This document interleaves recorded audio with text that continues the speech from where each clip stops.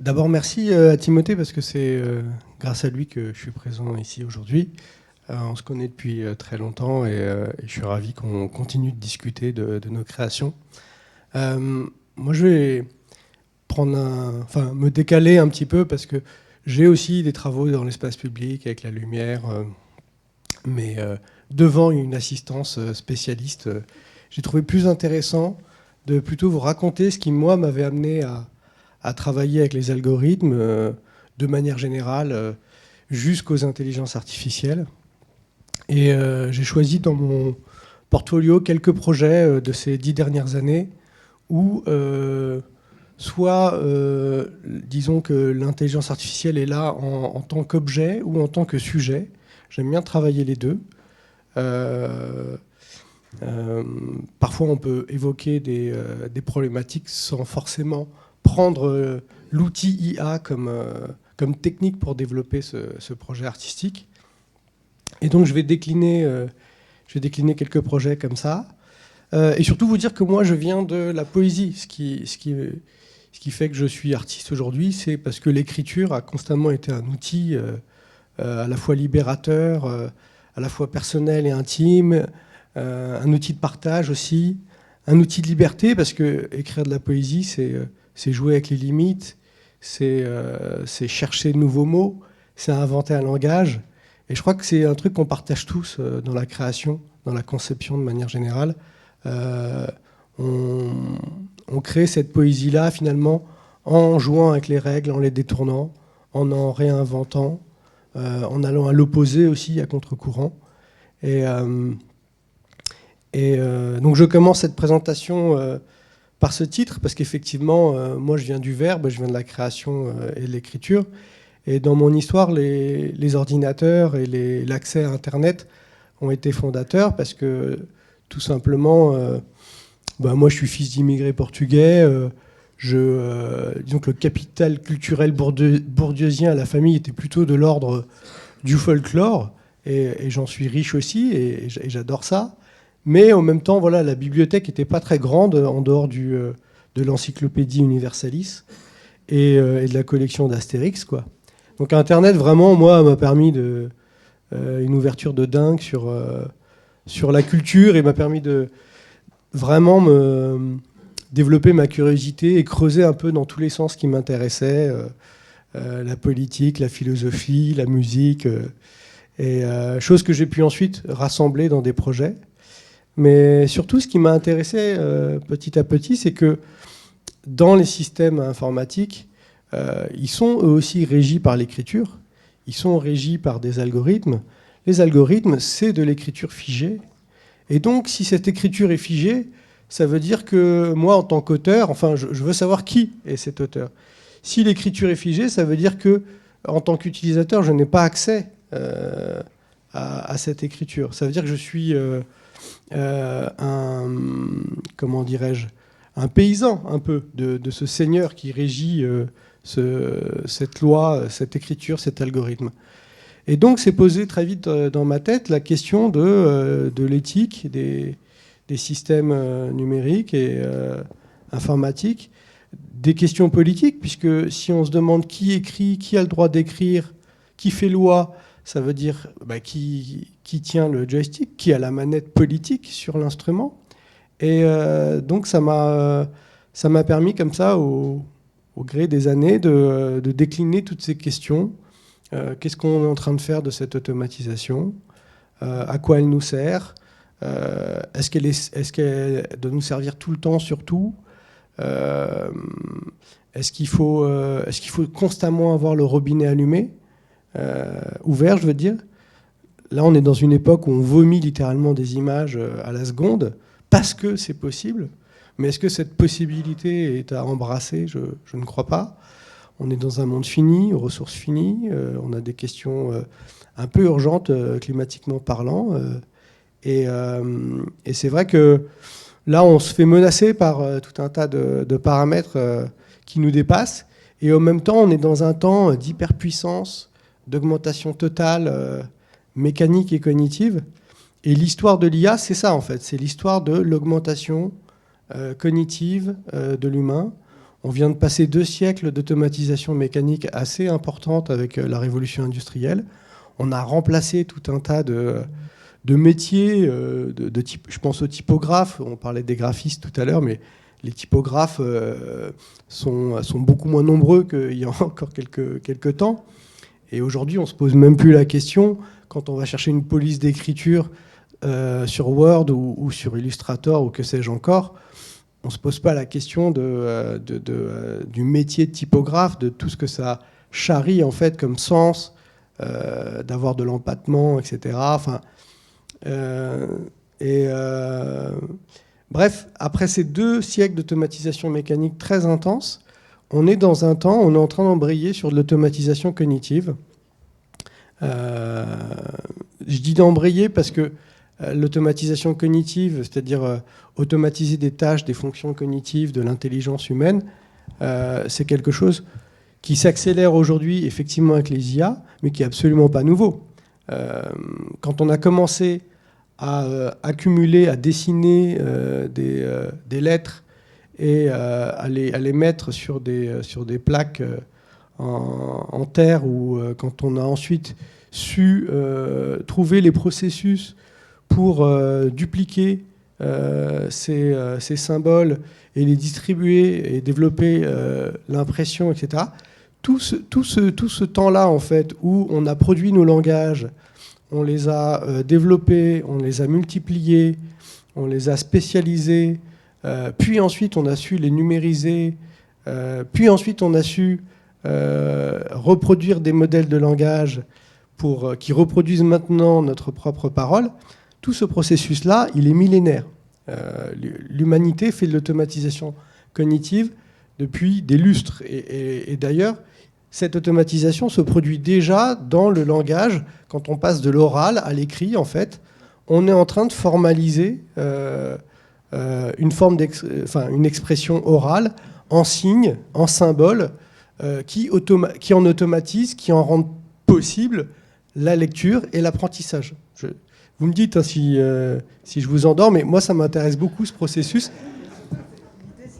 Tu nous montres un peu. Mais je vais vous montrer, mais je pense que c'est intéressant de remettre en perspective, parce qu'on est là, ok, c'est hyper hype, l'IA, mais en fait, c'est aussi vieux que nous, en fait. C'est vraiment aussi vieux que nous.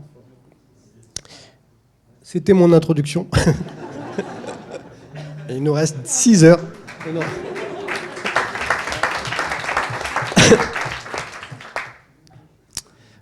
Donc rapidement, je vais passer sur quelques projets qui parlent d'IA ou utilisent de l'IA.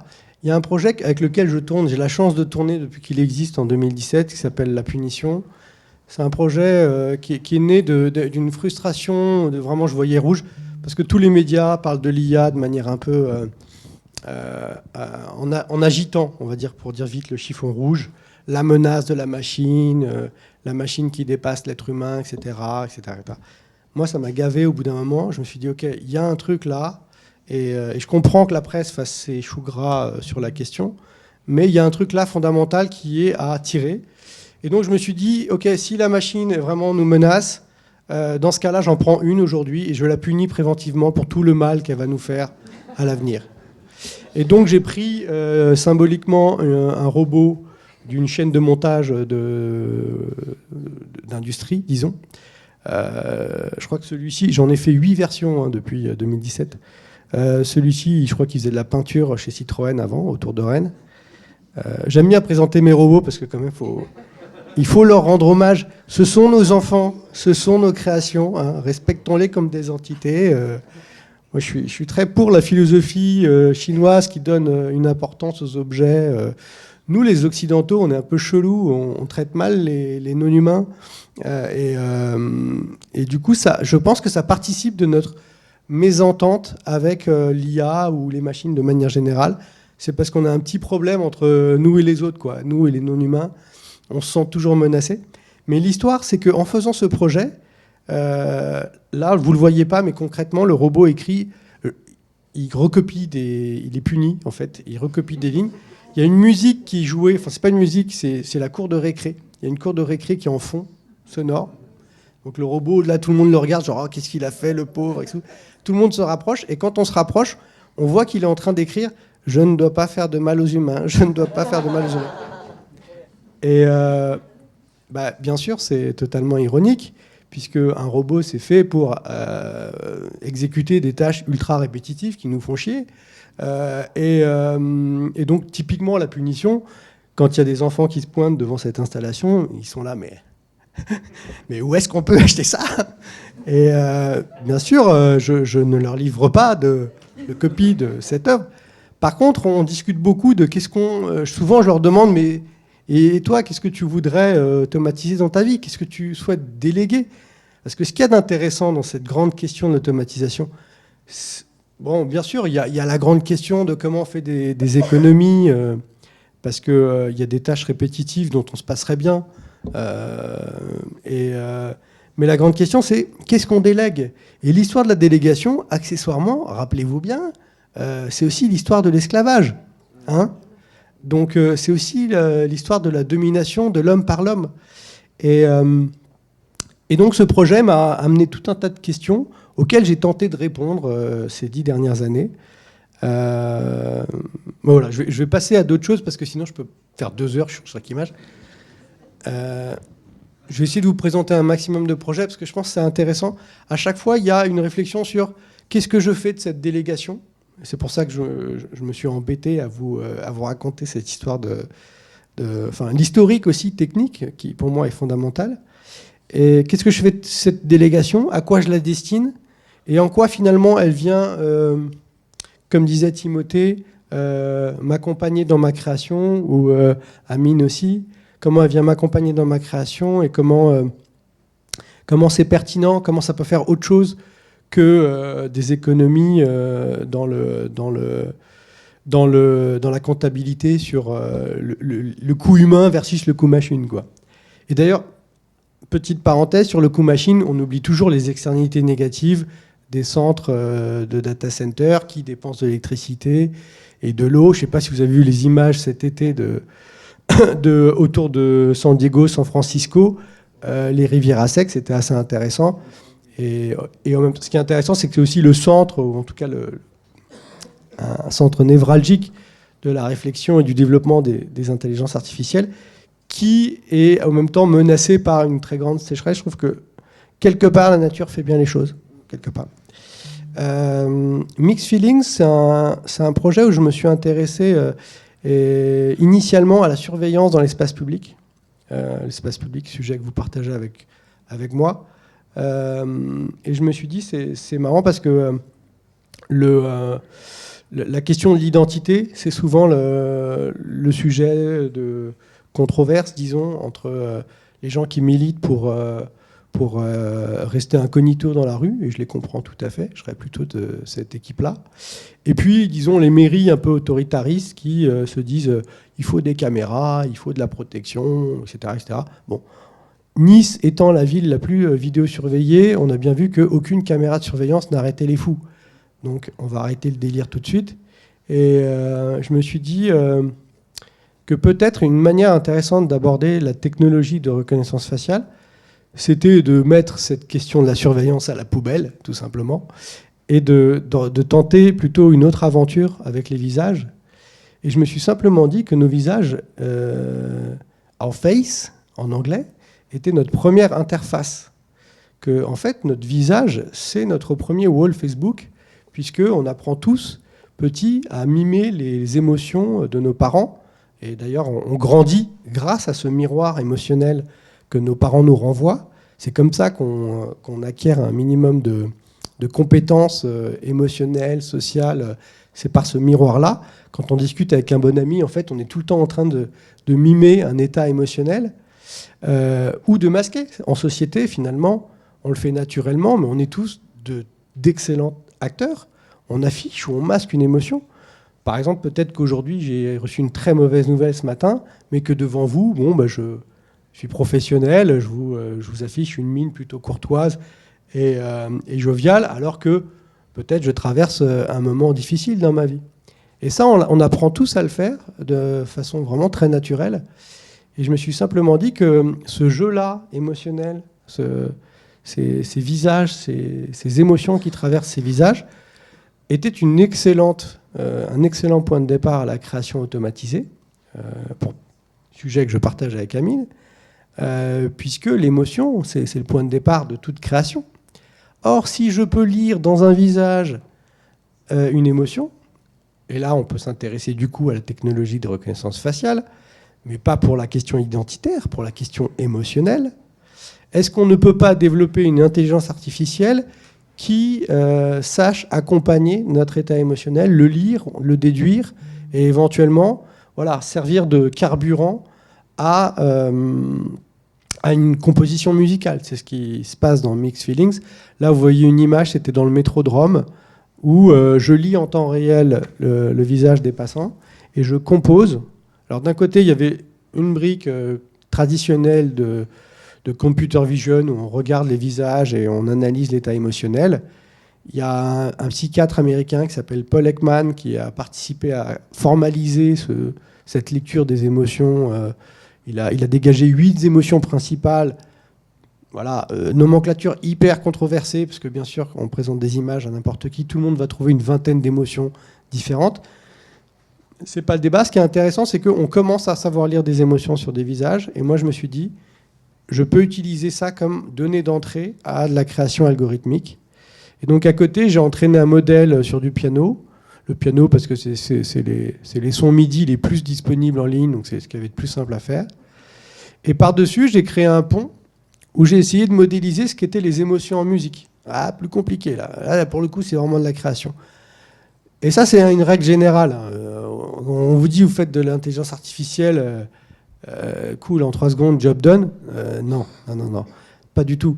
En fait, ce qu'il y a d'intéressant avec l'intelligence artificielle, c'est que ça vous renvoie dans les 22 sur de la conception pure, sur de l'idéation. C'est ça qui va faire la différence, en fait. C'est que le métier, il ne va pas bouger. C'est juste que vous allez avoir des vélos pour peut-être travailler un sujet ou deux, là où avant, vous étiez à pied, en fait. C'est tout. Et là, ça a été un premier exemple de... je peux, avec de l'intelligence artificielle, développer une intelligence émotionnelle, peut-être. Un miroir qui va développer, qui va construire une musique par rapport à l'état émotionnel que j'affiche. Plus tard, je l'ai connecté à un vrai piano, et ça a été encore intéressant aussi. Je vais aller très très vite, parce que je crois que je prends vraiment trop de temps. C'est bien d'accélérer un petit peu, Philippe. Même si c'est très passionnant. Même si c'est passionnant, mais il y a d'autres choses derrière. Ouais. L'astrophone, j'ai fait un orgue de barbarie où j'ai remplacé les cartes perforées par la Voie lactée. Et donc là, c'était intéressant comme réflexion. C'est pas une IA, c'est juste un algorithme de sonification. Les gens, en fait, ont une manivelle et ils se baladent dans le cosmos pour aller chercher les mélodies cachées là-dedans. Et c'est marrant parce que c'est à la fois un projet visuellement qui est sur le cosmos, donc vraiment le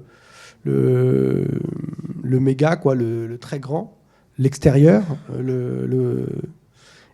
Mais dans les faits, plus je l'expose, plus je me rends compte que c'est un projet sur l'intérieur, sur le soi, sur la méditation. Et ça, c'est une petite algo qui profite simplement d'une opportunité toute simple. C'est que la lumière et le son sont toutes les deux des ondes. Et donc, je transforme une courbe, une intensité lumineuse, je la vectorise finalement pour avoir un son. Et ça, on n'a pas besoin, c'est ça aussi que je voulais dire, on n'a pas besoin d'utiliser le nec plus ultra, la Ferrari de l'informatique, pour faire des choses intéressantes. Penser des choses très simples, en fait. Et même, typiquement pour Mixed Feelings, j'ai travaillé pendant 1 an avec 2 data scientists. On a fait 7 versions du logiciel pour qu'à la fin de l'année, je me dise « on va revenir à la 3e et je vais la simplifier ». En fait, vous vous rendrez compte, en travaillant un peu plus avec ces outils, que le plus dur, c'est d'être simple. Le plus dur, c'est d'avoir quelque chose de clair. Et c'est pour ça que je disais, ça renvoie dans les 22 sur la question de la conception, parce qu'en fait, ça oblige à avoir des concepts forts, des choses tranchées. Monsieur, tout à l'heure, parlait de comment on retrouve le caractère ou le trait d'un artiste. En fait, c'est dans les idées qu'on va retrouver ça. C'est ça qui fait que votre projet est choisi. C'est pas parce que vous imitez un style ou que vous le développez le vôtre, c'est vos idées qui font que vous êtes acheté. Et c'est ça qu'il faut retenir.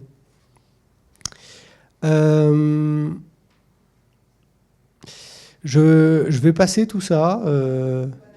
Là, c'est un modèle de langage qui écrit comme Jean de La Fontaine quand on lui donne 2 noms d'animaux et qui invente de nouvelles morales en utilisant la statistique. Là, j'ai trouvé des mélanomes malins en regardant la Terre comme une peau humaine. Je suis allé chercher un algorithme de détection de cancer et j'ai vu que l'artificialisation des sols était lue comme un cancer. Là, je me suis amusé à sonifier l'intelligence collective des animaux.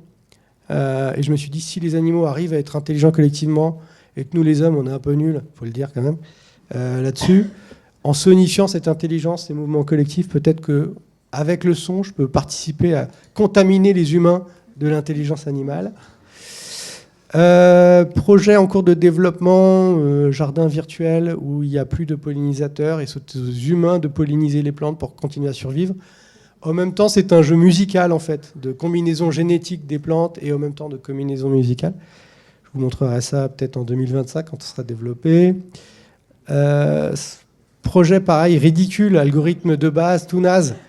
La peau de banane intelligente, c'est une réflexion sur l'automatisation et l'espace public. Ça, c'est une peau de banane qui fuit les humains.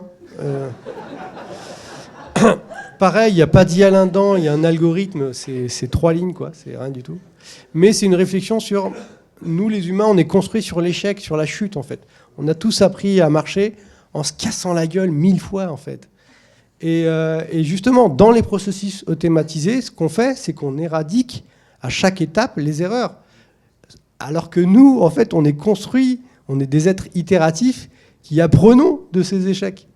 Donc attention, attention non, ne faites pas attention, cassez-vous la gueule tout le temps, c'est mon conseil absolu. Voilà. Et puis, actualité, j'ai monté l'année dernière pour le besoin de ce projet Fabla. J'ai réuni mon frère et un ami d'enfance, qui sont tous les deux techniciens, un en IA et mon frère en développement. On a créé une petite application pour transformer les dessins des enfants en histoire audio automatiquement, pour amener un maximum de gosses vers la lecture, parce qu'en fait, la moitié des enfants n'ont pas ce privilège-là. Et on s'est dit qu'eux-mêmes se racontaient déjà des histoires, alors qu'ils en demandent tous les soirs aux parents qui n'ont pas le temps. Donc du coup, on s'est dit, les LLM étant matures aujourd'hui, on peut utiliser la générativité de ces LLM pour répondre à la curiosité, à l'imagination des enfants. Et du coup, ça m'intéresse vachement, votre sujet de « qu'est-ce qu'on fait avec l'IA, nous, les concepteurs lumière ?» Ça tombe bien, parce que je viens de monter l'année dernière un studio qui est spécialisé en art et IA. Et depuis quelques mois maintenant, en plus de mon activité d'artiste, avec mon frère et mon ami d'enfance, on travaille sur comment on peut aider des métiers à faire des choses intelligentes avec des logiciels où on va automatiser, pas tout, on va juste automatiser peut-être, on en parlait tout à l'heure avec Timothée, il y a peut-être des cas types, ou même dans ce que tu présentais, Amine, dans la recherche de texture, je pense qu'il y a certains processus très précis de votre travail de conception ou de recherche, ou je ne sais pas, il faudrait faire un petit audit, il faudrait qu'on se recroise. Parce que, et ce sera mon message final, en fait, il faut construire les outils dont on a besoin. Il ne faut pas attendre que les Américains ou je ne sais qui mettent à dispo des modèles gratuits, effectivement, dans lesquels on va offrir nos données en échange d'un service gratuit, plus ou moins gratuit.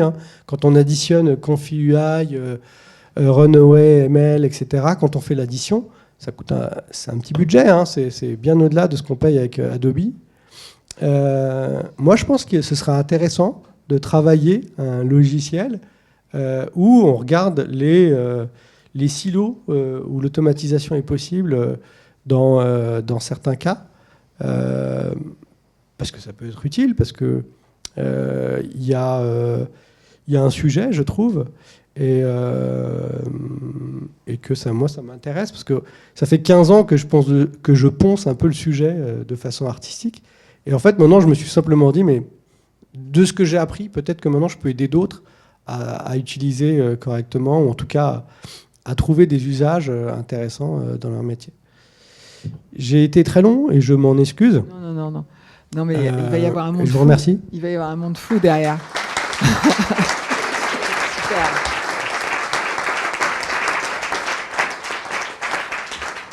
Alors, je suis sûre qu'il y a des gens qui ont envie de dialoguer un peu avec Philippe. Tiens. Est-ce qu'il y a un autre micro quelque part ? Voilà, merci. Oui, mes premières expériences avec l'IA générative en images m'ont beaucoup déçu. J'ai trouvé qu'il y avait un biais culturel. C'est-à-dire que les images, souvent, sont d'assez mauvais goût. Et je me suis renseigné avec des développeurs qui m'ont dit que ça fait des années qu'on paye des Asiatiques, des Malaisiens à rentrer des données, à voir des images, à rentrer les attributs, etc., etc. Et par exemple, quand on cherche par exemple, des espaces luxueux, j'ai travaillé sur l'hôtellerie et les cruise ships, les bateaux de croisière, et je voulais travailler sur les aspects luxe. Et je suis tombé sur un truc mais monstrueux. Le luxe chez Midjourney, c'est des trucs d'un mauvais goût incroyable. C'est ce qu'on trouve à Macao, à Las Vegas, etc. C'est la définition de luxe. Donc je me dis, il y a un biais culturel. Et de la même manière, j'ai voulu chercher des choses plutôt scandinaves, sobres en design. Et là, c'était très pauvre. Donc je me dis qu'il y a quand même une offre qui n'est pas bien en adéquation avec notre travail. Alors je veux savoir si vous avez vous-même cette expérience aussi d'une tendance vers peut-être du mauvais goût dans les images, les personnages que l'on trouve quand on interroge l'IA là-dessus. En fait, le travail que vous évoquez c'est le travail de labellisation, effectivement, qui reproduit d'ailleurs le schéma nord-sud des siècles passés. Je parlais d'esclavage tout à l'heure, mais il faut se dire, et d'ailleurs, avec Amine, ce qui est intéressant, c'est qu'on était tous les deux présents au Quai des Savoirs sur l'exposition Lumière sur le quai. On a tous les deux présenté une œuvre. Moi, je présentais une œuvre sur l'invisibilisation des travailleurs du clic, justement. Et c'est ces travailleurs-là qui sont souvent invisibilisés. Mais votre question portait sur les biais. Question intéressante, puisque les datasets qui sont à l'origine des créations de ces IA génératives, initialement, c'est une ONG allemande qui s'appelle Aeon, qui a scrappé un peu, disons, tout Internet, bien sûr sans l'autorisation de personne. Et ensuite, les Américains, OpenAI, qui alors s'affichait comme une entreprise à la volonté, à l'utopie, disons, open source, c'est-à-dire avec la volonté de partager son code, d'être transparente sur ses velléités. Entre-temps, vous avez observé que c'est devenu payant et que les gens se sont dit peut-être qu'il y avait beaucoup de pognon à se faire et on va arrêter le délire ONG, quoi. Mais de l'autre côté, il y a plein d'autres gens, dont le fondateur de Stable Diffusion, qui, pour information, il y a pile un an, a dit je quitte mes fonctions de directeur de Stable Diffusion et je vais m'intéresser à la problématique que vous évoquez, c'est-à-dire la problématique de biais. Les modèles qu'on a créés aujourd'hui, ils sont tous... si vous demandez une belle personne, il y a de grandes chances qu'il n'y ait jamais une personne noire, par exemple. Et en fait, tout le travail qui nous reste à faire aujourd'hui, c'est de faire redescendre les racines des datasets avec la finesse de toutes les cultures du monde entier, en fait. Moi, en ce moment, je travaille à ça sur les modèles de langage des langues mineures, par exemple. Je travaille avec les Bretons, avec les Catalans, avec les Dakarois sur le Wolof, avec des Congolais sur le Lingala. En fait, je veux absolument que les langues mineures aient, au même titre que l'anglais, et je mettrai le français d'ailleurs en langue mineure, parce que en travaillant sur Fab Lab, je me suis aperçu que même les voix de synthèse françaises étaient teintées d'une sonorité anglaise, et même grammaticalement, en fait, les modèles étant surentraînés sur de l'anglais, bon, les autres langues pâtissent de ce poids du corpus qui pèse essentiellement du côté anglo-saxon, quoi. Et c'est pareil, du coup, pour la question des genres, la question des origines ethniques, etc., etc. Oui, je voudrais là-dessus rajouter quelque chose. Il y avait une artiste qui devait venir et puis qui, au dernier moment, n'a pas pu, qui s'appelle Nelly Morel, qui a travaillé sur différents... Enfin, qui m'a raconté qu'elle avait galéré pendant vraiment longtemps pour arriver à obtenir... elle demandait un prompt qui était des femmes jouant à saute-mouton sur des hommes. Et en fait, il n'y avait pas moyen. C'est-à-dire qu'elle avait ou bien des images érotiques dans tous les sens, ou bien du tango, enfin des trucs qui n'avaient absolument rien à voir. Et pareil, elle travaillait aussi sur des questions de race, enfin de couleur, en tout cas de couleur de peau.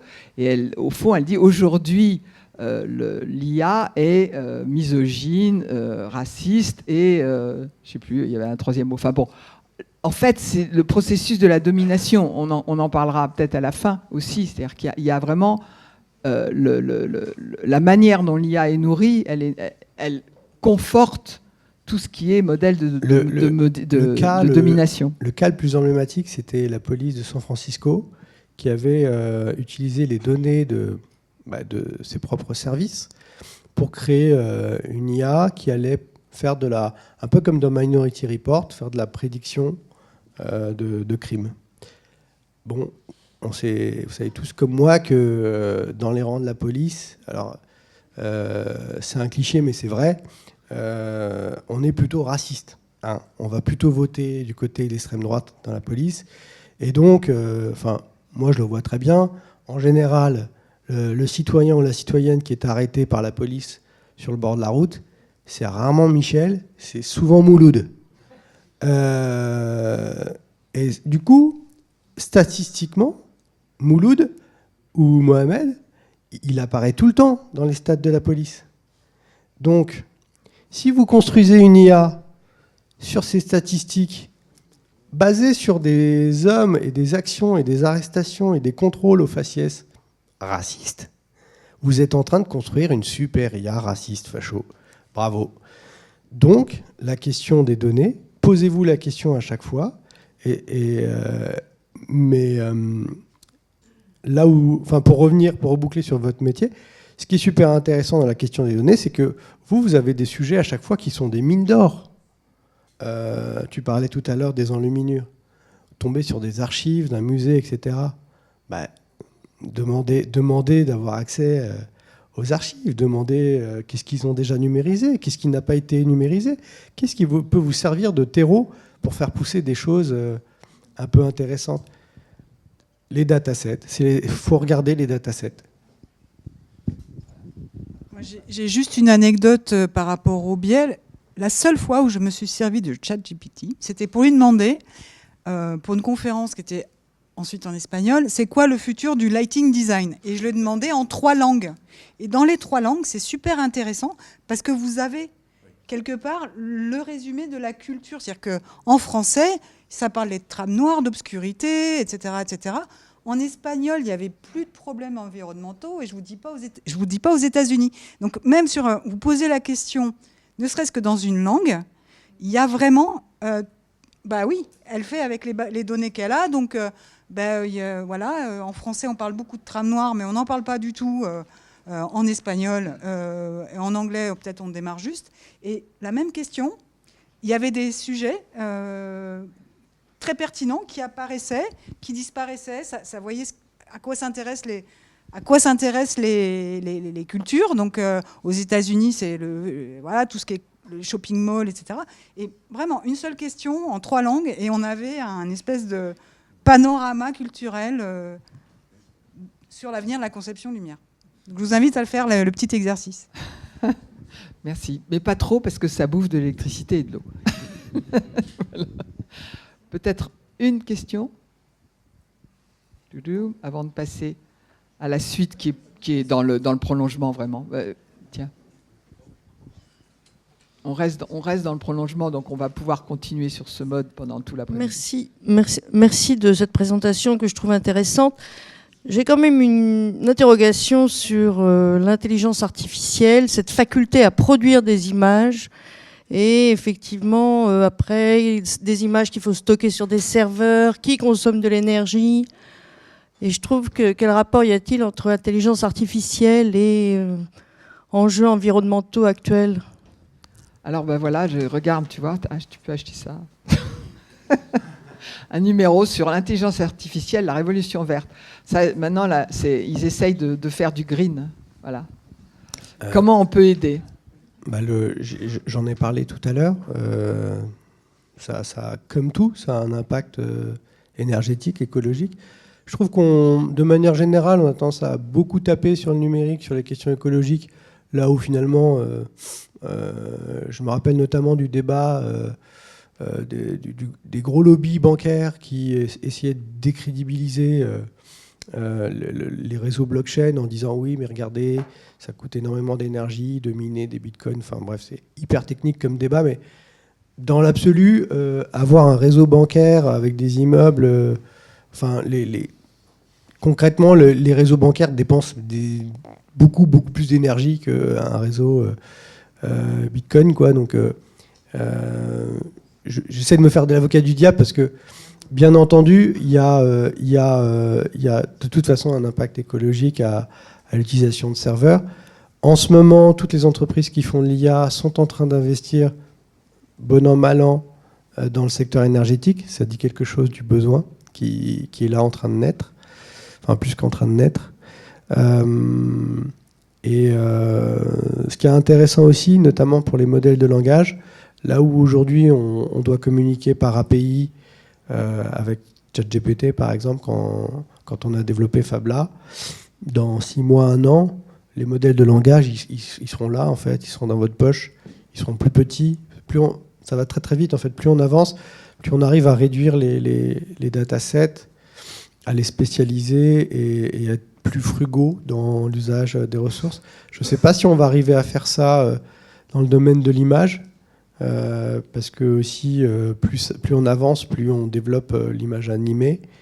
Et bon, j'avais vu, il y avait Hugging Face et la Carnegie Mellon University qui avait sorti des stats sur quelle est une image générée en IA. C'est l'équivalent d'une recharge d'un téléphone. Et donc 5 secondes, c'était je ne sais plus combien. Enfin, je dois me gourer un peu dans les équivalences, mais je me rappelle que une image, c'est une recharge d'un téléphone en termes d'énergie, de serveur derrière. Oui, mais et encore une fois, faut jamais jeter le bébé avec l'eau du bain. Si vous devez faire ces 5 secondes avec une équipe de tournage, avec les transports à Los Angeles pour faire je sais pas quoi, les hôtels, la bouffe, etc. Enfin, à un moment donné, il ne s'agit pas de tuer l'industrie du cinéma. Moi, je ne crois pas que tout ça va lutter contre. Je crois que tout va coexister, en fait. Un peu comme dans l'artisanat. On a gardé des cordonniers et pourtant Nike continue de vendre des pompes, quoi. Enfin, il n'y a pas des kilos de cordonniers qui restent. Hein. Oui. Le cordonnier est difficile à trouver. Oui. Merci, hein, c'était super.